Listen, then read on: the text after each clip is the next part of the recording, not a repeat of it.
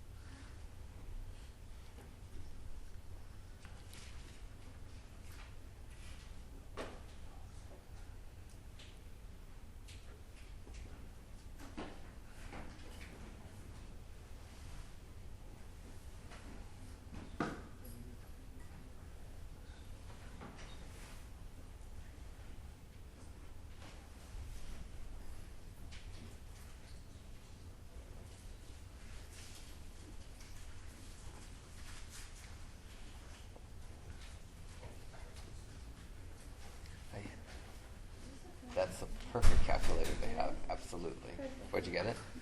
Office Max. How much at Office Max? How much? 20. It's even the same price as a bookstore. That's kind of amazing. But yeah, that's the perfect, for this class, that's a perfect calculator.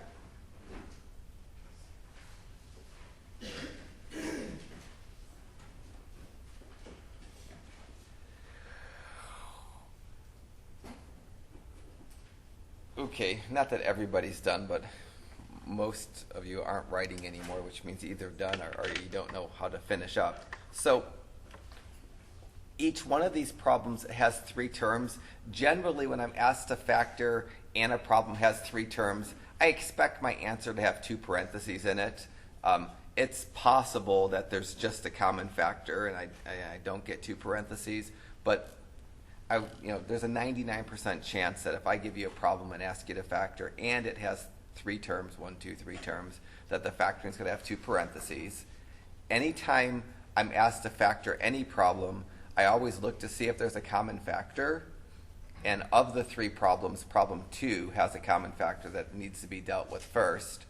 Problems 1 and 3, they don't have common factors. But if any problem has a common factor, I factor it out before using any other method because my bottoms-up method doesn't work if there's a common factor.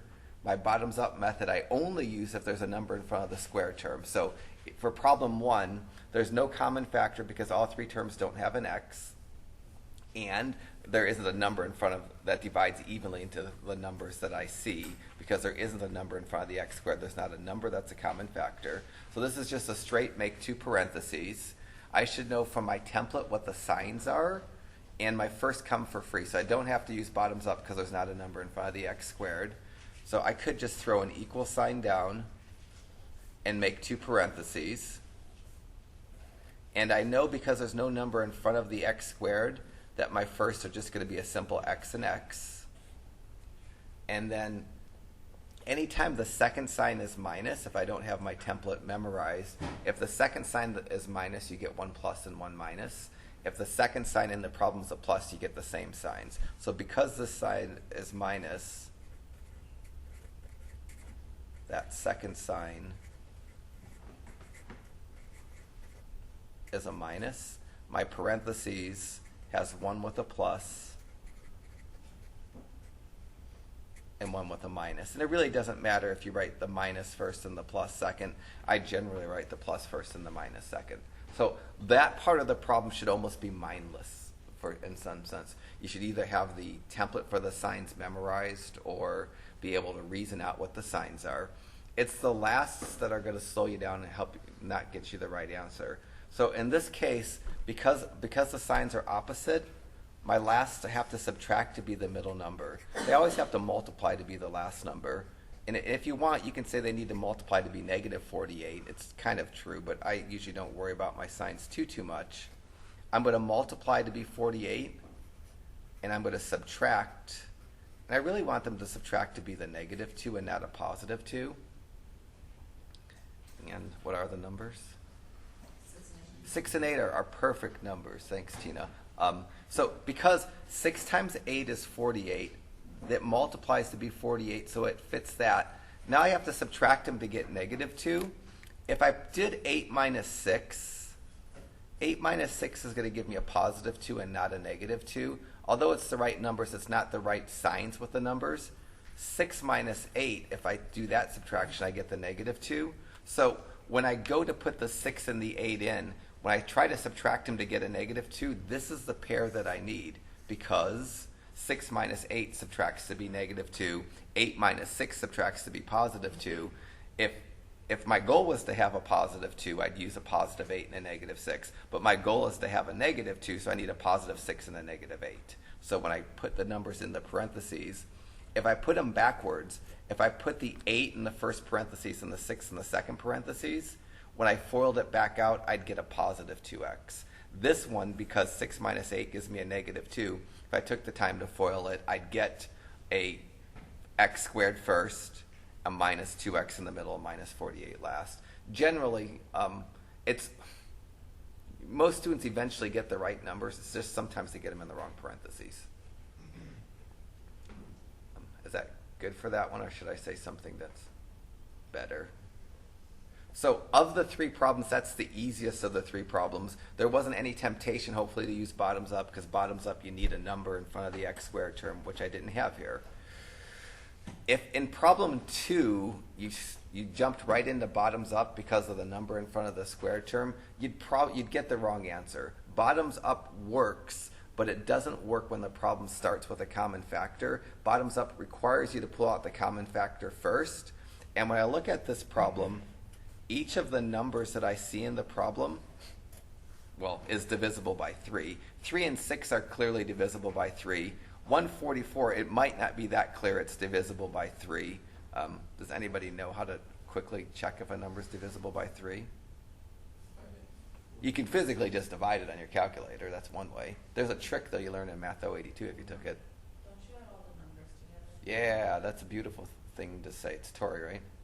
Yeah, so Tori says you add up all the numbers together. If I add this 1, this 4, and this 4, 1 plus 4 is 5, plus 4 is 9. Because 3 goes evenly into 9, that number 3 is going to divide into that evenly. So rather, you could just go 144 divided by 3 if you have a calculator, and that will work. But just adding up the 3 digits, if you add up those 3 digits and it's a multiple of 3, 3 will divide into it. So there is a common factor of 3 that I need to factor out.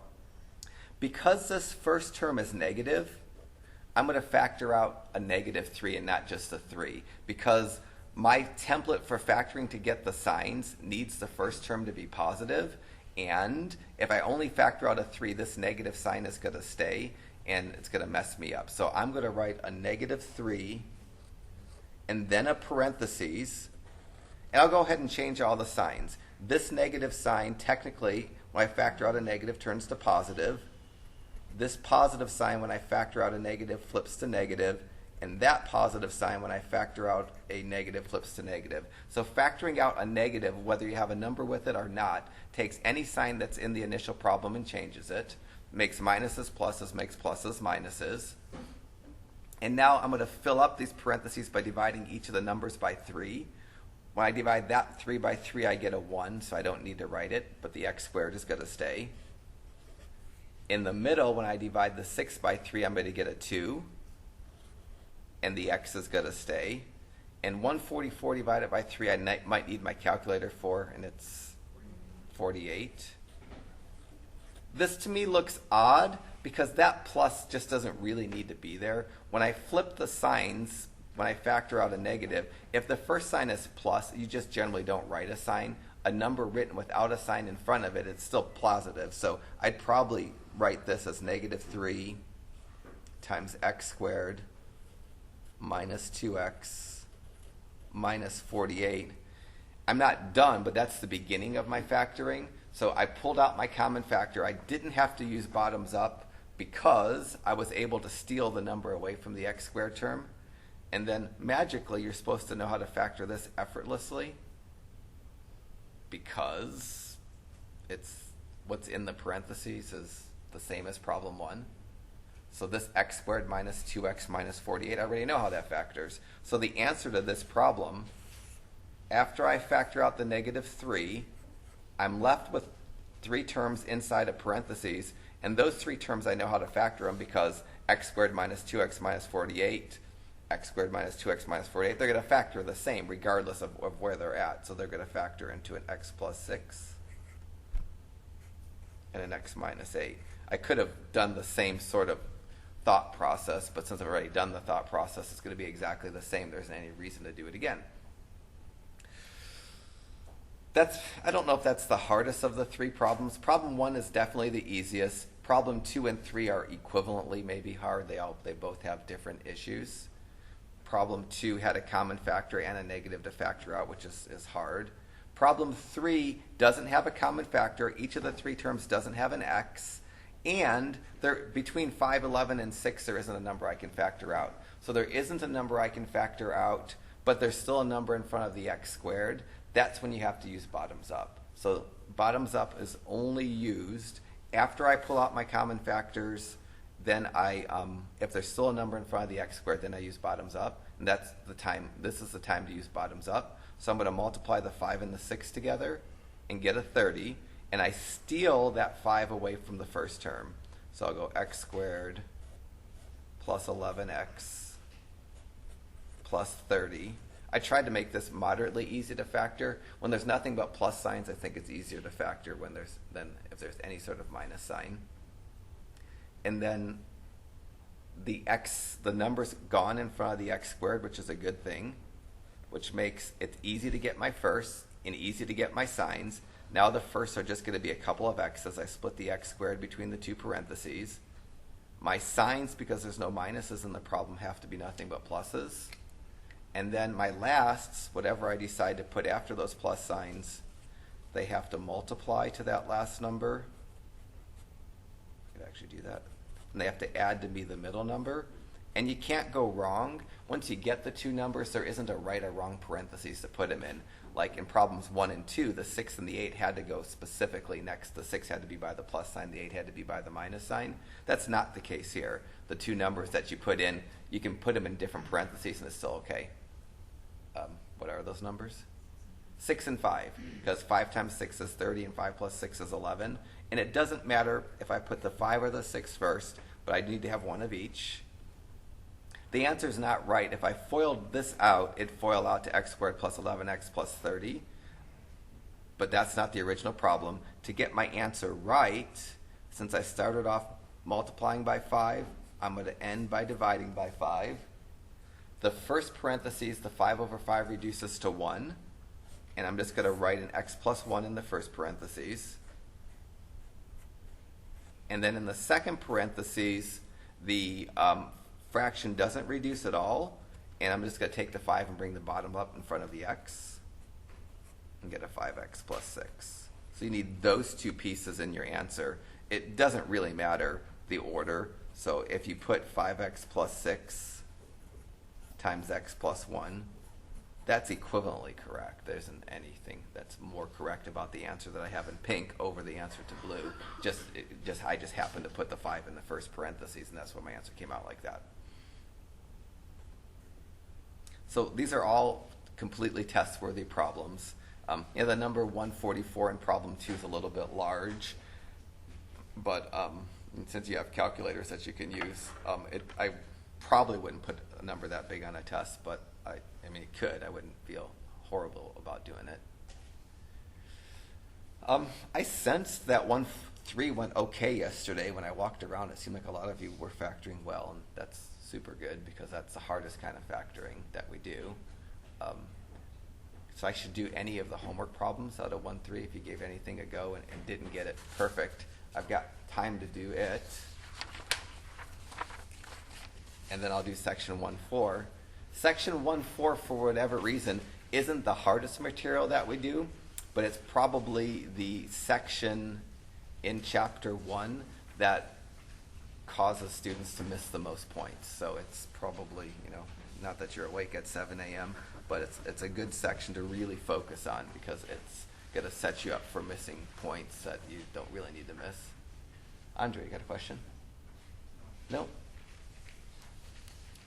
I sensed that most of you yesterday even finished the homework by the time you left, which is a really good thing. So if you look at section 1-4, all of the problems in section 1-4 have 2 terms. And generally, when I'm asked to factor in and a problem has 2 terms, it's usually the case that the problem is either a square problem or a cube problem. Won't be both a square and a cube problem. So we need to be able to identify square problems and cube problems pretty quickly.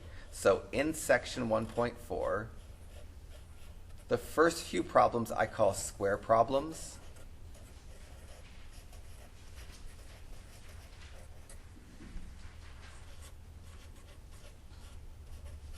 And to be a square problem, I'm going to give some conditions. To be a square problem, I want to have only 2 terms. So the 3 problems that I started off doing are certainly not square problems. They're trinomials. These all had 3 terms. This wouldn't be a candidate to be a square problem. In addition to that, my letters are variables, if you like a more proper word, need to have exponents, have even exponents. So in a square problem, I might see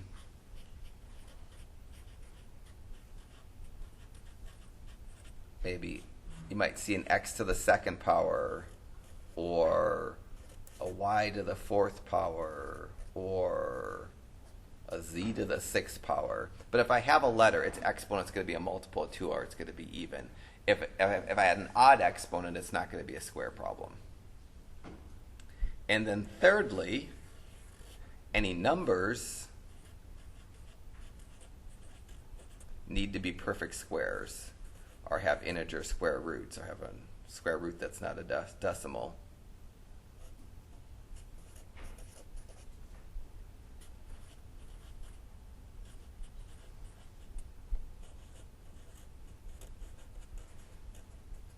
And the kinds of numbers that I'm going to see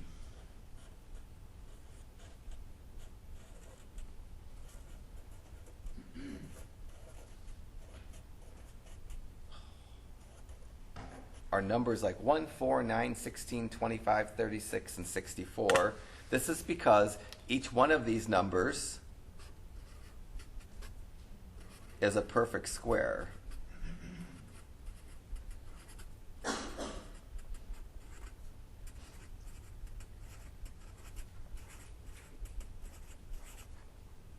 One times 1 is 1, so it makes 1 a square. 2 times 2 is 4. 2 squared is 4. It makes 4 a square. So quickly I need to be able to look at problems and figure out if they're square problems. If they fit these 3 categories, they're going to be a square problem. The other kind of problems that we have in section 1.4 are cube problems. So I'll steal this sheet away and tell you what makes a cube problem.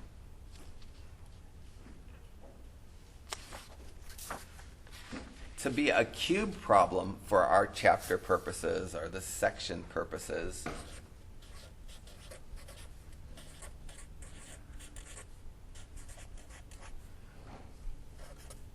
again, I need to have two terms.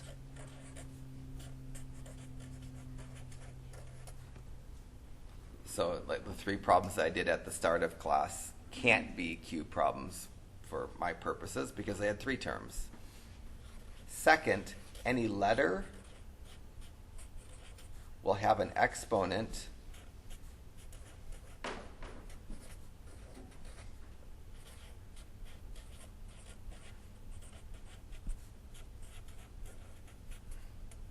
that is a multiple of 3.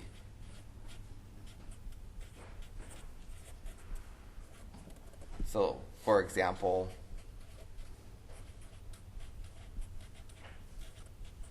I might see like an x cubed or a y to the 6th or a z to the 9th or an x to the 12th.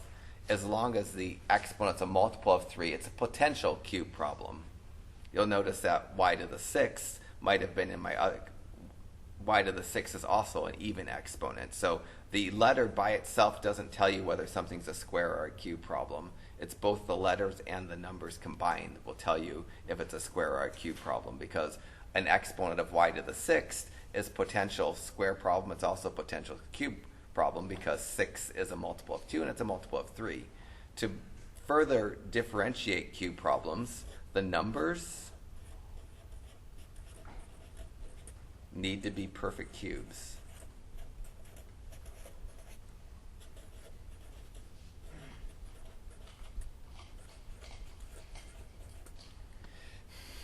And these are the squares. I sense that, I would guess that a lot of you knew that these were perfect squares, and you might even be able to list more squares than that. It's not that common that students know what cubes are. Does anybody know some numbers that are perfect cubes? 27 is, because 27 is 3 times 3 times 3. 27 is a perfect cube because it's 3 cubed, or it's 3 times 3 times 3. So 27 is a perfect, it's a cube because it can be written as something times itself 3 times. There's certainly more cubes than 27. There's big.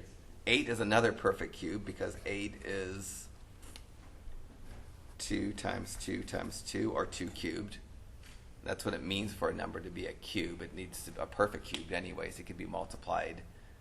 3 numbers times itself equals that number. I need more cubes. 64 is a good one. It's 4 times 4 times 4.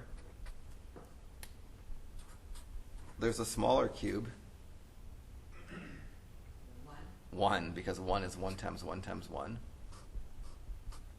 And there's maybe one more cube that it's common. 125 is the last cube that I know right off the top of my head. So these are the kinds of numbers that I'll expect to see if it's a cube problem. My homework for section 1.4 separates the square and the cube problems so that they're easy to pick out. But when we get to the test, the squares and the cube problems won't be separated. I think cubes are harder than squares, so I'm going to do cubes first. So I'll go slightly backwards just to get the hard part of the section done. Problems 15 through 24 are cube problems. And factoring cubes isn't intuitive, I think, at all. As a matter of fact, the factoring when you factor a cube looks more complex than the original problem.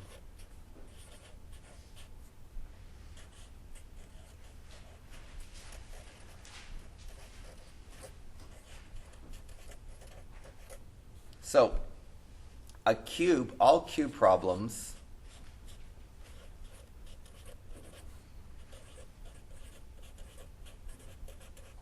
will factor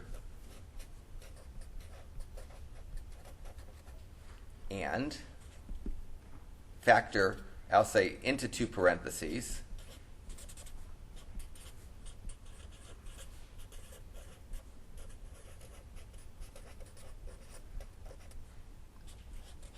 the first parentheses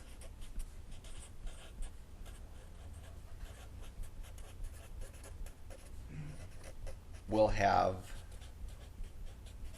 two terms, which I'm used to, but the second parentheses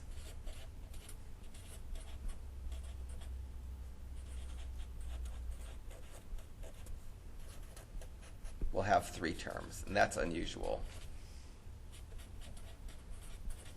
Usually when we factor, each parentheses has two terms. That's not the case with cubes. So the factoring result of factoring a cube will look way more complicated than the original problem, and it will almost seem pointless to do the factoring, but there is, when you get into Math 151, you'll see that how factoring helps you find intercepts when you're graphing, and it's useful. So immediately, when I'm stuck with a cube problem, I have to understand that my factoring is going to look more complex than I'm used to, and much more complex than the original problem. So problem 16, it's certainly a cube. The exponent on the y is a multiple of 3, and the number 64 is a cube. I'll say this is a cube with a plus sign.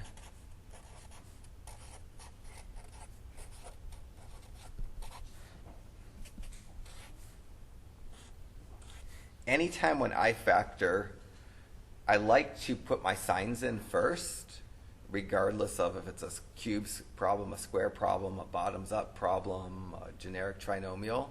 And for cube problems, the signs depend on whether the problem has a plus or a minus sign.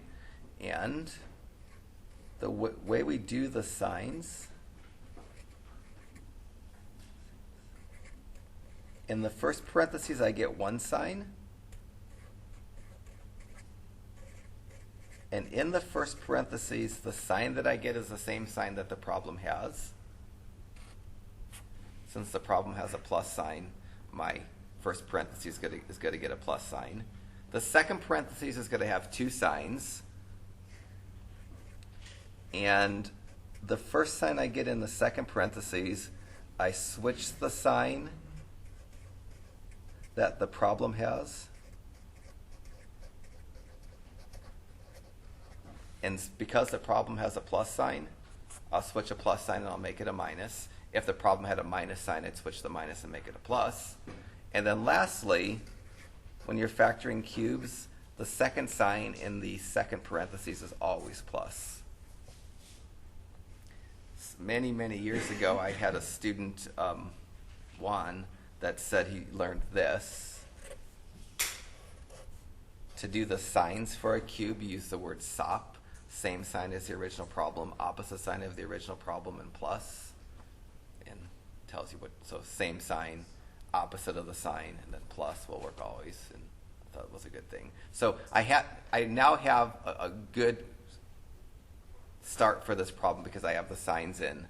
Now I'm going to get the parentheses filled up. And in order to get the parentheses filled up, under each term, I'm going to write what makes it a cube. Y cubed is a cube because it's y times y times y. 64 is a cube because it's 4 times 4 times 4. So for this to be a cube problem, I should be able to write each part of the original problem as something times itself 3 times, so that's what it means to be a cube. And now I'm going to start filling in my parentheses. I'll work from left to right. In the first parentheses, I put one of each.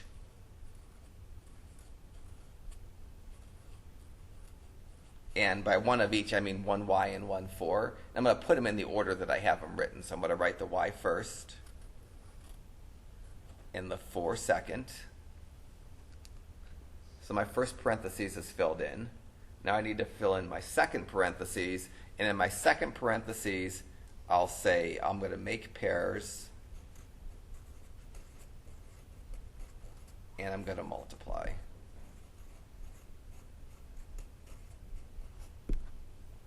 So working from left to right, I'm going to make pairs. The first pair I'm going to make is the y times y. And I make that pair and when I multiply, and y times y is y squared, that's going to be the first item that I put in the second parentheses. And then for my listing of cubes, I'm going to make the next pair, just kind of working from left to right. The next pair is going to be y times 4. So I make a pair, I multiply. To make y times 4, you can't really multiply them, but you certainly can write them next to each other. And y times 4 is the same as 4 times y. We generally don't write letters first. We usually write numbers first. So for the next pair, after I multiply those, I'm going to write those as 4y. And the last pair is this 4 times 4. So I made my pair, and now I'm going to multiply, and 4 times 4 is 16. I claim that this is correct. The second parentheses is always prime. It'll never factor, even though it's a trinomial. So I don't even have to check to factor that. So this is the answer. Like I said, it looks way more complicated than the original problem. Anytime I factor, I can check. So by checking, it would mean I should be able to take my answer and multiply it out and get the original problem. And I don't really FOIL when I multiply two parentheses with 2 terms by a parentheses with 3 terms. What I do is I start with the first term in the first parentheses, multiply it by everything in the right parentheses. So to do my checking, I'm going to multiply the y in the first parentheses by the y squared in the second parentheses. I'll also multiply the y in the first parentheses by the minus 4y in the second parentheses, and I'll multiply the y in the first parentheses by the 16 in the second parentheses. When I do the multiplication, the first multiplication is multiplying 1y by 2y's, and when you do that, you get 3y's, or a y cubed. The second multiplication is a positive times a negative, so I'll get a negative. The 4 is going to stay alone, but the 2 y's that I have in that multiplication, when I multiply it, it'll turn into a y squared. And then the last multiplication, they're both positive, and just like I did with the y times 4, I'm going to flip the order, and I don't really need the parentheses to signify the multiplication. That's half of my checking, the multiplying part of my checking. Now I'm going to work with the positive 4. And I'm going to do the same thing. I'm going to take that positive 4 and multiply it by each item in the right parentheses.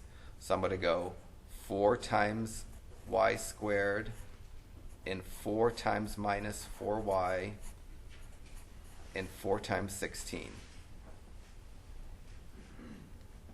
So the first multiplication with the 4 is 4 times y squared. They're both positive, so I'm going to put a positive.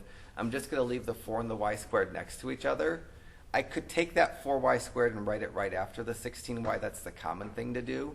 But because it'll make it easier to combine like terms, instead of writing the 4y squared after the 16y, I'm going to write it right under the 4y squared so you can see that they cancel. The 4y squareds ultimately are going to cancel, whether I had it after the 16y or under the 4y squared. It just makes it easier to see the canceling if you write it under. The next multiplication I'm going to do is 4 times negative 4y. Positive times a negative is a negative. I'll multiply the 4's and get 16, and that'll give me a 16y. And again, I can write it after or I can write it under. I'm going to write it under just so you can see the canceling better. And that multiplication, 4 times negative 4 was negative 16, and the y stayed. The last multiplication, there's 2 positives, so I get a plus. I'm going to leave it low. And 4 times 16 is 64. Now I'm going to add up. The 4y squareds are going to cancel. The 16y's are going to cancel. And the y cubed doesn't cancel. The positive 64 doesn't cancel. I'm left with y cubed plus 64, which is identically what I started with, so it's factored right. So checking for factoring cubes gets to be a nuisance because there's 6 multiplications to do, and it takes quite some time. You don't technically have to check any cube that you factor, because the template that I have or the strategy that I have, if you incorporate it, use it right, things factor okay. So 18 is also another cube with a plus sign. It's going to factor quite similarly. And anytime I'm asked to factor anything, I like to deal with my signs as quickly as I can, and that would certainly be the case in 18. So this is a cube with a plus sign. It's a cube because there's two terms. The letter has an exponent that's a multiple of 3, and the number's a cube.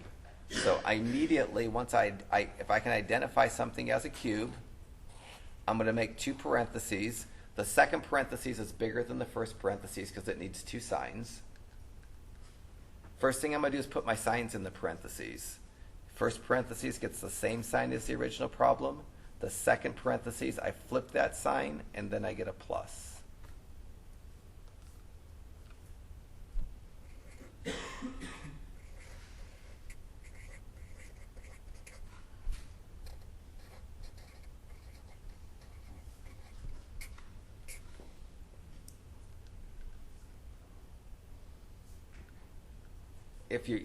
If you just quickly look at this, the most common wrong answer,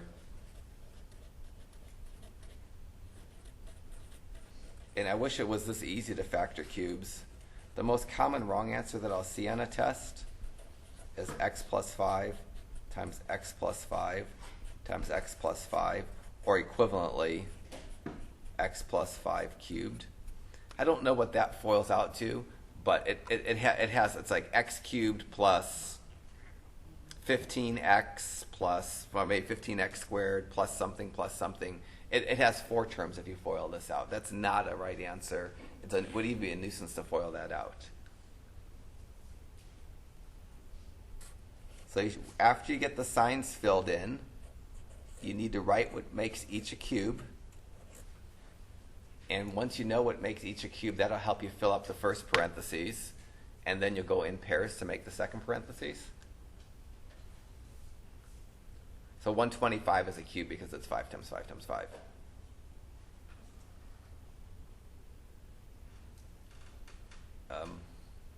What are the signs? Same, yeah, plus, minus, plus. Same as last time. The same sign as plus is plus. The opposite of plus is minus, and then plus.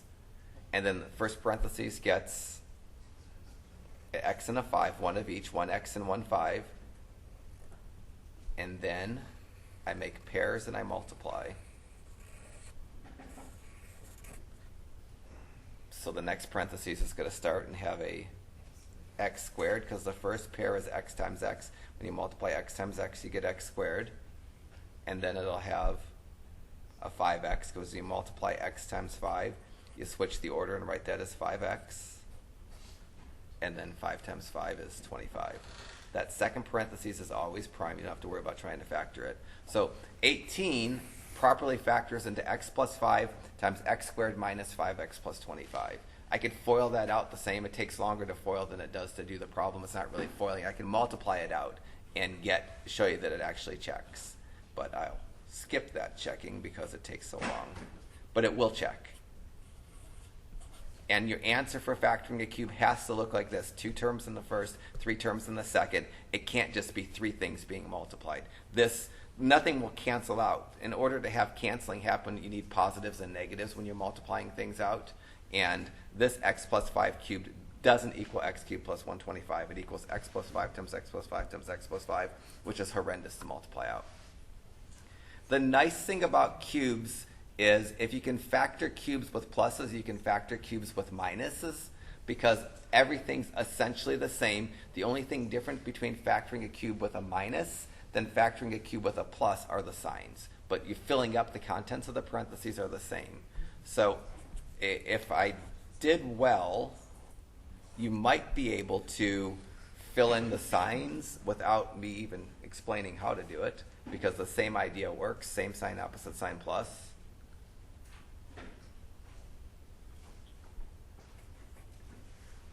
And so you might be able to factor this even without me showing you how to factor it.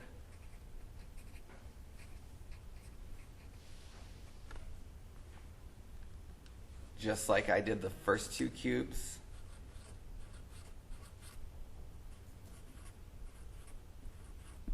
I need to figure out why it's a cube problem. And y times y times y makes that a cube, and 3 times 3 times 3 makes it 27 a cube.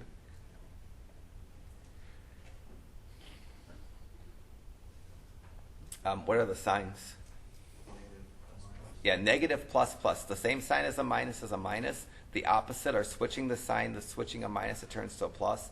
And cubes, the second sign, are always a plus. So the only difference in minuses with cubes and sums of cubes are the signs.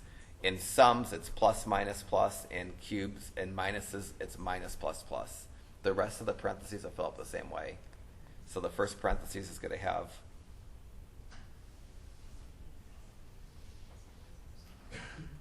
thanks, Monica. Yeah, y minus 3. And then pair.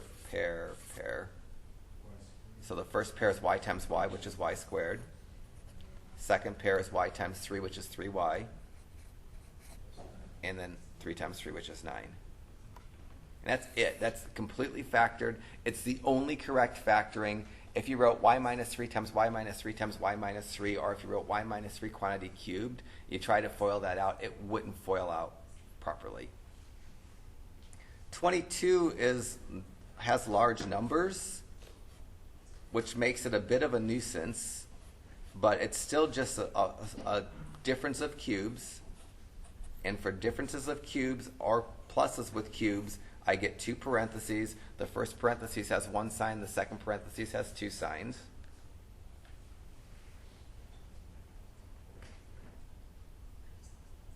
I should know what the signs are for free. I always get this, minus plus plus. Same sign as the original problem. Opposite sign, same as a minus is a minus. Opposite of a minus is a plus. And the last is always plus.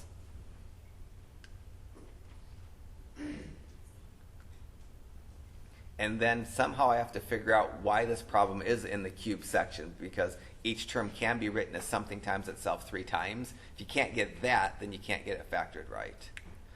The 125x cubed, how does it look like a cube? 5x. Yeah, it's 5x times 5x times 5x. And the 64 is 4 times 4 times 4, not 8. 8 would make 64 a square. 64 is a tricky number because it can be in both square problems and cube problems, because it's a square. 8 times 8 is 64, and it's a cube. 4 times 4 is 4 times 4 times 4 is 64. Because this is the cube problem, I need the 4s. So now I'm going to fill up my parentheses. First parentheses, 1 of each, which is a 5x and a minus 4. And then second parentheses, pairs, it's trickier. So the first isn't going to be 5x squared. It's going to be 25x squared, because for my first pair, I multiply 5x times 5x. And to do that, I have to multiply both the 5s and the x's. When I multiply the 5s, I get 25. And when I multiply the x's, I get x squared. So the first thing in the second parentheses is not 5x squared, because you have to multiply the 5s together. And then the next thing in the second parentheses, you take the 5x and multiply it by 4. And get 20x. That I have to multiply the 5 and the 4 and get a 20, and I leave the x. And then the last pair is 4 times 4 is 16. Not that this is readable, but this is 5x minus 4, and then 25x squared plus 20x plus 16. This 25x squared plus 20x plus 16 is guaranteed to be prime. 24 is in the section of cubes, but if I look at the numbers, 3 is not a cube and 81 is not a cube. The list of cubes that I made a little bit ago didn't have the number 3. It didn't have the number 81. Yet I still put this problem in the grouping of problems that I call cubes, because you can turn it into a cube. And the first step of any factoring problem, whether it has 3 terms or 2 terms or 100 terms, is to factor out a common factor.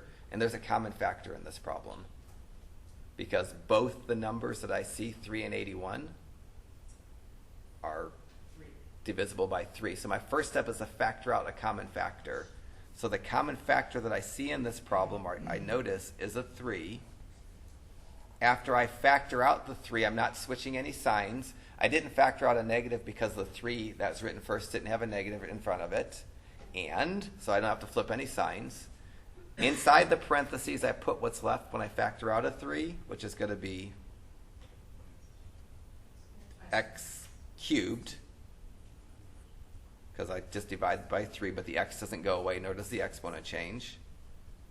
And then 81 divided by 3, you might need a calculator for, is 27. So now it turns into a cube problem because the x cubed minus 27 is a cube part. When you go to write your answer, the 3 that's the common factor needs to stay in your answer forever. It can't go away. But it doesn't impact the factoring of the cube. So when I go to write my answer, I'm going to write a 3. That's the common factor. And then I'm going to change the x cubed minus 27 into what it factors into. I put my signs. Same sign of a minus is a minus. The opposite of a minus is a plus. And the last sign is always plus. And then I have to figure out why this x cubed minus 27 is a cube by writing down what makes it a cube. X cubed is x times x times x. 27 is 3 times 3 times 3. And then, so my parentheses, first parentheses will have x and a 3. And then the second parentheses, x squared, 3x and 9. For whatever reason, cube problems on the test, there's like 30 students enrolled in this class. 17 students will get the cube problem wrong, and it's because they write answers like this. They write the same thing 3 times, or the same thing with an exponent, not understanding when you write something with an exponent, it means repeated multiplication. If you foiled this out, because there aren't any minuses, nothing will cancel out. It'll just get obnoxiously big.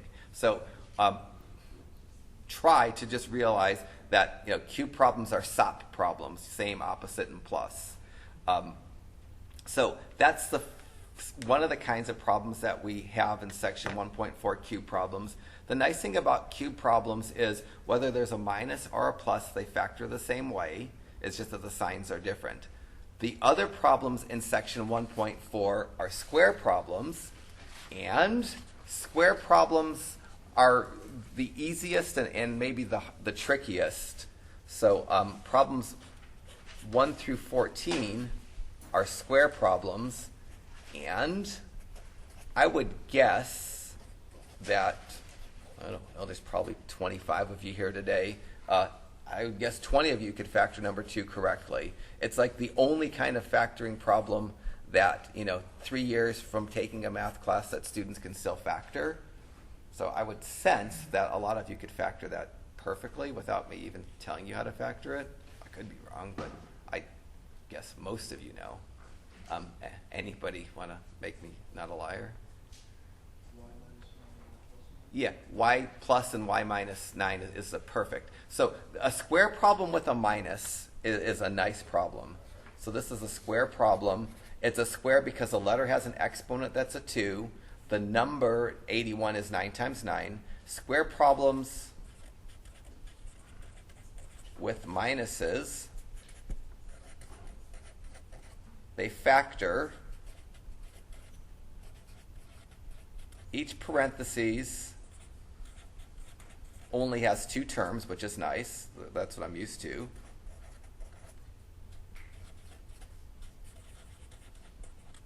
One parentheses has a plus sign, the other parentheses has a minus sign, but the contents of the parentheses otherwise are the same.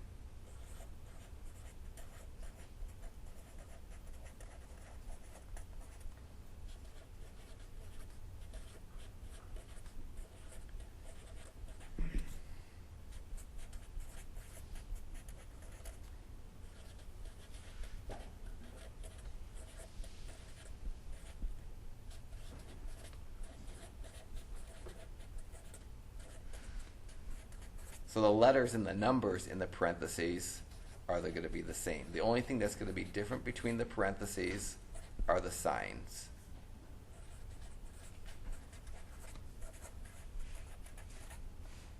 So when I go to factor a square problem with a minus, next, just like for any problem that I like to factor, I like to set up my parentheses, and I like to set up my signs. Square problems, you get one parentheses with a plus, one parentheses with a minus. It doesn't matter if you put the minus first or the plus first. It's just whatever you're probably used to doing. I'm used to putting the plus first.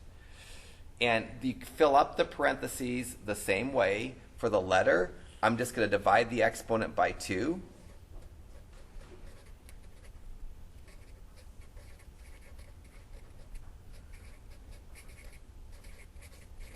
So my exponent on the y is 2. 2 over 2 is y to the first. I'm going to put a y to the first in each parentheses in the first position. And I don't need to write an exponent of a 1. A y written without an exponent is an implied y to the first power. If this was y to the fourth power, I'd have a y squared and a y squared. That's the only reason I say you divide the exponent by 2, because it helps when the exponents are more complicated. And for the number, you just take the square root. And the square root of 81 is 9, because 9 times 9 is 81. And I can check this by foiling. So I'm done. If I want to, I can check. And it's simple enough that I can check it right in place here. So this checking is foiling. My firsts, if I'm foiling, are y times y, which is a y squared. My outers, if I'm foiling, are a y times minus 9, which is a minus 9y. My inners, if I'm foiling, are a positive 9 times y, which is a positive 9y. My lasts, if I'm foiling, are 9 times minus 9, which is a minus 81. And the nice thing about this foiling is the outers and the inners are opposites and they cancel. The y squared doesn't cancel. The minus 81 doesn't cancel, and that foils out to be the original problem. So if you need things to cancel, you need to have opposite signs. Just like when I had the cubes, I needed lots to cancel when I was multiplying it out. I can't cancel anything if I have all plus or all minus signs. So that's friendly. That's as friendly as square problems get. 4 is more complex, but it's still a square problem with a minus. And square problems with minuses are supposed to factor, reasonably quickly. So this is 16b squared minus 49. It's a square problem because 16 is 4 times 4, 49 is 7 times 7. The exponent 2 is an even exponent, so it's a square problem. Square problems with a minus are the easy kind of square problems. You get two parentheses that are essentially identical, except one of the parentheses has a plus, the other parentheses has a minus. Doesn't matter if you put the plus first and then the minus second, or if you put the minus first and the plus second. And then you just fill the parentheses up. What goes in the first one? 4b, because the square root of 16 is 4. So for the number 16, I'm going to put a 4 in its place. And for the b, I'm going to divide the exponent by 2 and get a b to the first. So I'm going to get a 4b to the first, and I won't write the exponent on the b because 4b is the same as 4b to the first. And then for the 49, I'm going to write a 7 because the square root of 49 is 7. And square problems with minuses all factor and they have identical parentheses except for the sign. So once I get one parentheses, I get the other contents for free. And that will FOIL out perfectly. When I look at 6 doesn't look like it's a square problem because to be a square problem, the exponents have to be multiples of 2 or even, and 5 and 3 aren't good. But anytime I have a factoring problem, I always pull out a common factor first if it's possible. And that is possible here. There's a common factor that I can factor out. X cubed. Because both terms have x's, you take the smaller of the exponents and you write it in front of a parentheses. So I'm going to take away 3 x's from each piece. I'm not factoring out a minus because the first term didn't have a minus in front of it, so I don't need to change any signs. When you take 3 x's away from 5 x's, you're left with x2 or x squared. When I take 3 x's away from the second piece, I don't have any x's left. I just have the 121. So the problem how it's written isn't a classic square problem, but it's partially a square problem because it turns into a square problem. Because anytime I factor out a common factor, I look what's left in the parentheses and decide if it factors more. And in this case, it does. What's left in the parentheses is now a square problem with a minus. And square problems with minuses, you get 2 essentially identical parentheses, except one has a plus sign, one has a minus sign. And you divide the exponent by 2 on the letter, square root of the number, and you fill in a x. Beautiful. What number is, what times what is 121? 11. it means you have to know your times table. Or know how to use your square root key on your calculator. I'll bring my calculator in and show you that at some point. So I'm still good here. That's done. This is the answer for 6. 8 is still a square problem with a minus in it, so it's still going to factor. If it really bothered me that the y wasn't written first, I could rewrite this problem with the y first. It doesn't bother me so much because it was given written second. I'm going to be content with it written second. This is still a square problem with a minus. It's still going to factor. The order is going to, because the problem's written in an odd order with the number first and the letter second, my answer is going to have that same odd order where the number is going to be the first thing in the parentheses and the letter is going to be second. But square problems with minuses factor into 2 identical parentheses other than they have different signs. So what goes in the parentheses? 7 first, because the 49 is first, the square root of 49 needs to go first. Because the y squared is second, the y to the first power is what you get when you divide the exponent by 2 goes second. So the answer to that, is 7 plus y times 7 minus y. That's as good as any answer. So I'll skip over 10 for a second and look at both 11 and 12. Those are square problems with pluses. On number 8, if you flipped it and factored out a negative. Yeah.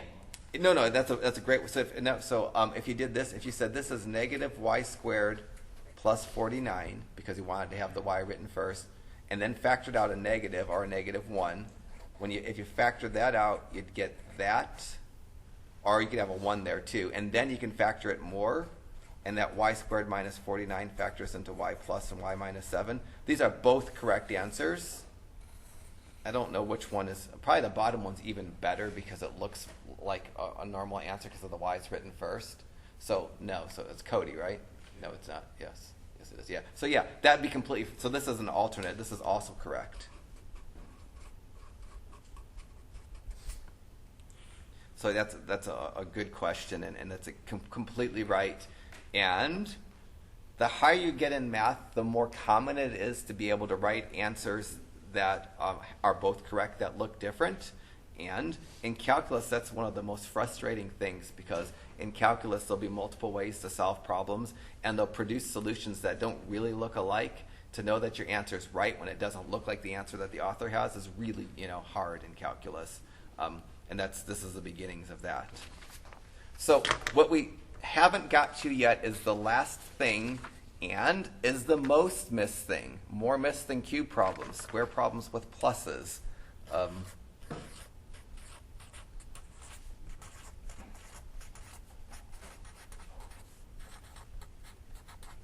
As opposed to a square problem with a minus. Problem 11 is a square problem with a plus. It's a square problem because the exponent is even, the number 4 is a square, and I don't know, this is I try hard to make you not make mistakes, but still I often fail. I suck, but sometimes it happens. Any guesses on what this factors into? Yeah, so x plus 2 squared is a common answer. You have to understand that x plus 2 squared is the same. Even though you might not want it to be the same, it has the same meaning as x plus 2 times x plus 2, because squaring means to multiply by itself. So if you say x plus 2 squared, you're meaning x plus 2 times x plus 2. If I FOIL this, I'll show you that it doesn't work, because for my answer to be correct, I should be able to multiply it out and get the original problem.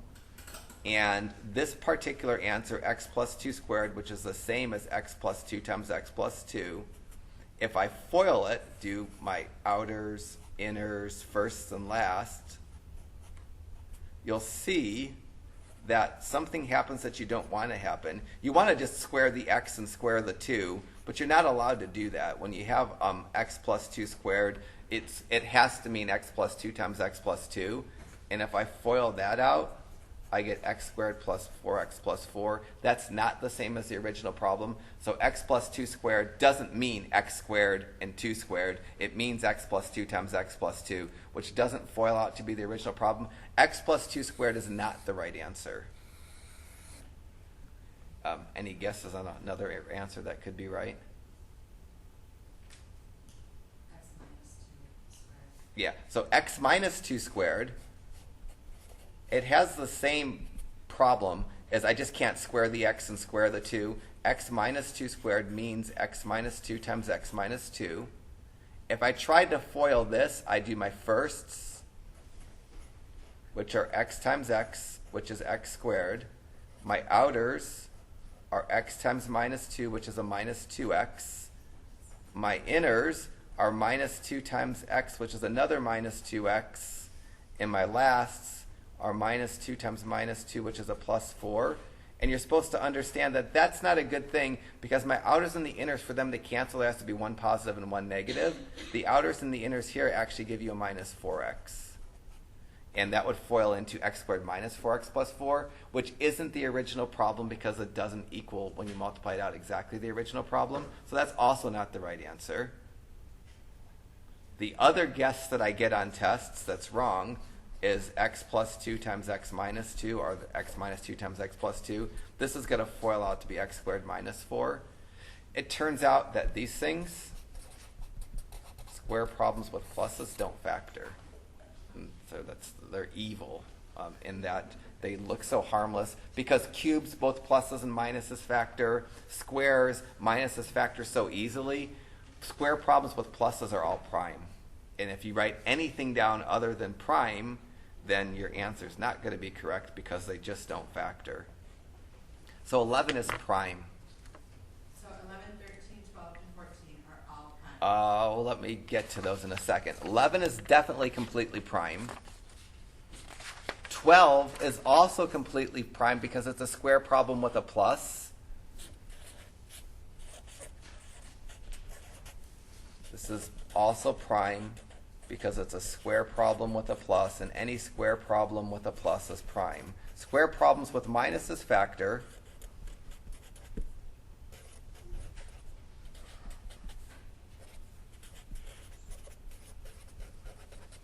So 11 and 12 are absolutely completely prime because they're square problems with pluses. All square problems with pluses are prime. Not that that's readable to anybody but me, and probably wouldn't be readable to me in about 10 minutes after I forgot what I wrote. But anyways, that says all square problems with pluses are prime. When you say 13 and 14 are prime, you're partially right but not completely right, because problem 13 isn't really a square problem with a plus. It's not a square problem because 2 and 50 aren't squares, because 2 isn't a number times itself and 50 isn't an integer times itself. It's in some sense prime in that after you pull out the common factor, it's not going to factor more. But 13 has a common factor of a 2 that you could factor out. If you did this and then said prime, I'd understand what you mean. You're meaning the b squared plus 25 doesn't factor anymore. Technically, the problem itself isn't prime because I could write something that's equivalent to the original problem that has factoring done to it. So that means it can be factored because it can be factored by pulling out a common factor. After I factor, I can't factor more. Like when I did problem 24, I factored out a 3 and then I was able to factor more. The fact that I could pull out a common factor makes it not prime. The fact that I can't do anything more, it's not really. The b squared plus 25 is prime, but the answer to the original problem isn't prime because I can make it look different than the original problem. But if you wrote prime for this after you factored out the 2, I'd live with it. But it's not technically prime. Similarly, number 14, you can factor out a common factor of a 3. So it's not prime because I could pull out a common factor. After I factor out the 3, what's left in the parentheses is a square problem with a plus that is prime. So if you wrote this and then after this you wrote prime, I'd live with it because you're saying the x squared plus 4 is prime and you're understanding that that's prime. But technically both 13 and 14 aren't prime like 11 and 12 are, because 11 and 12, there isn't any way to rewrite the problem at all by factoring, so it's completely prime. 13 and 14 are partially prime because there's something I can do that makes the problem look different than the original problem. All right, sorry for using every minute of every class.